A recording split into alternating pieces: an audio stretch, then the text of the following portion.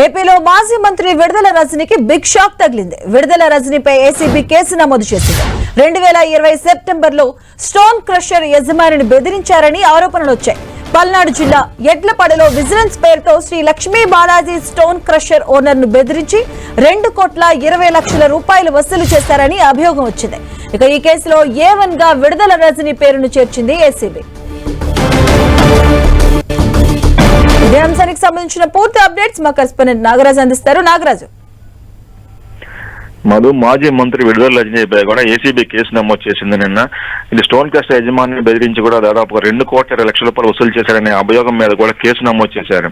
A1 గా విడుదల Rajani, A2 గా విజిలెన్స్ అధికారి జాషువా, A3 గా మరిది గోపి, A4 గా PA రామకృష్ణ మీద కూడా కేసు నమోదు చేశారు. ఈ కేసు సంబంధించి 2020లో సెప్టెంబర్ 4న పల్నాడు జిల్లా ఎడ్లపాడు మండలం కంటక గ్రామంలో శ్రీ లక్ష్మీ బాలాజీ స్టోన్ క్రషర్ అనే దాని మీద వాళ్ళ PA విడుదల రజనీ PA రామకృష్ణ కూడా అక్కడికి వెళ్లి ఆ స్టోన్ క్రషర్ యజమాని కూడా బెదిరించాడు. ఇక్కడ మీకు ఇది మొత్తం అంతా స్టోన్ క్రషర్ సజావుగా సాగాలి అని చెప్పేసి అంటే దాదాపుగా 5 కోట్ల రూపాయలు ఇవ్వాలని చెప్పేసి కూడా ఆయన డిమాండ్ చేయడం కూడా జరిగింది. అయితే వీళ్ళందరినీ కూడా అప్పుడు నలపనేని చలపతిరావు, నంబూరు శ్రీనివాసన్ కలిసి కూడా రజనీ కార్యాలయానికి వెళ్లి కూడా వాళ్ళ కలవాలని చెప్పి అప్పుడే ఒక హుకుం అయితే జారీ చేశాడు. అక్కడి నుంచి కూడా వెళ్లి కలవమని చెప్పాడు. అయితే అతను కలవకపోవడంతో కూడా ఆ తర్వాత వారం రోజుల తర్వాత కూడా అప్పుడు విజిలెన్స్ ఎస్పీ అయినటువంటి జాషువా ఆధ్వర్యంలో కూడా ఆ స్టోన్ క్రషర్ మీద కూడా దాడి జరిగింది. ఆ దాడి జరిగిన తర్వాత కూడా వెళ్లి దాదాపుగా 50 కోట్ల రూపాయలు ఫైన్ పడుతుందని చెప్పేసి కూడా ఆయన చెప్పడం జరిగింది. దీంతో కూడా వెళ్లి మేడం విడుదల వెళ్ళి కలిసిన తర్వాత మీరు రావాలని చెప్పేసి కూడా ఆయన కూడా చెప్పడం జరిగింది. దీంతో వాళ్ళు పలు దఫాలుగా కూడా విడుదల కలిసిన తర్వాత కూడా దాదాపుగా 5 కోట్ల రూపాయలు ఇవ్వాలని చెప్పేసి కూడా ఆయన PA రామకృష్ణ కూడా డిమాండ్ చేయడం జరిగింది.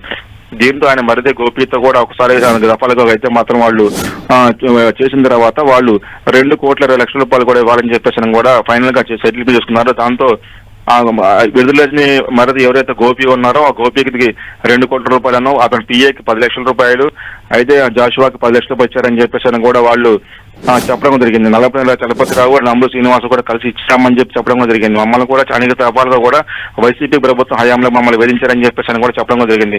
దీంతో కూడా కూటమి ప్రభుత్వం వచ్చిన తర్వాత కూడా పలు దఫాలుగా పలు మంది అధికారులు కూడా కలిసి కూడా తమ విన్నపాలు కూడా నిర్మించుకున్నారు. మమ్మల్ని కాపాడాలని చెప్పేసి చెప్పడం జరిగింది. దీంతో కూడా ఏసీబీ అధికారులు కూడా విచారించిన తర్వాత కూడా ఈ రోజు నిన్న ఆ కేసు కూడా నమోదు చేశారు. ఇందులో ఏసీబీ చట్టం 7A IPC 384, 120B సెక్షన్ల కింద కూడా కేసు నమోదు చేశారు. Okay, thank you Nagaraj.